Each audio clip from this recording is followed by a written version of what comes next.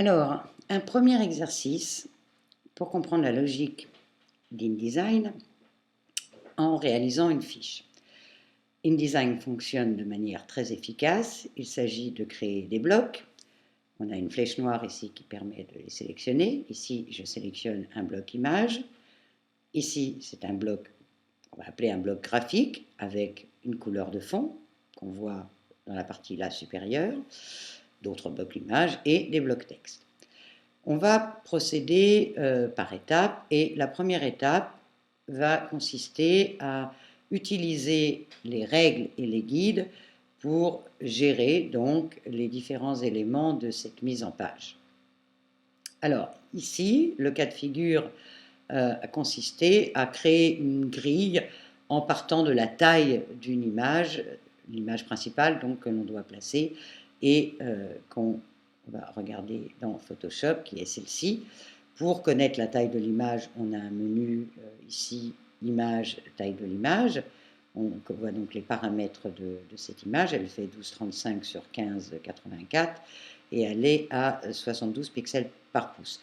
Donc, petit aparté, 72 pixels par pouce, c'est une résolution idéale pour une diffusion et une lecture écran, mais pour un document destiné à l'impression, il aurait fallu que cette image soit plutôt à 300 pixels par pouce. Bon, pour les besoins de l'exercice, là, ce qui nous intéresse, c'est la taille de physique, donc largeur, hauteur de cette image. Ok.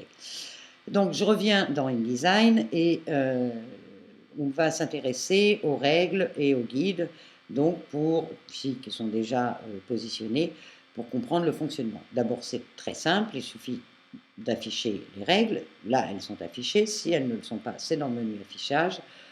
Elles sont ici masquées, évidemment, donc je les masque, je les affiche et je regarde au passage le raccourci clavier commande R ou contrôle R sur PC. Voilà, je les affiche. Elles sont paramétrées ici en millimètres. Si je veux les paramétrer en centimètres, rien de plus simple. Je vais dans InDesign Préférences. Je vais choisir donc dans Unité et Incrément une unité de règle qui ne va pas être donc là les millimètres, mais plutôt les centimètres. On voit au passage que j'ai plusieurs possibilités d'unités de mesure. Donc je choisis par exemple les centimètres, et en vertical, je mets également les centimètres, ce sera plus logique. Le reste, pour l'instant, je m'en occupe pas. Voilà, donc j'ai ici un document, c'est un format A4, hein, on voit, le point 0 est ici. J'ai ici donc le bord de mon document, qui est donc à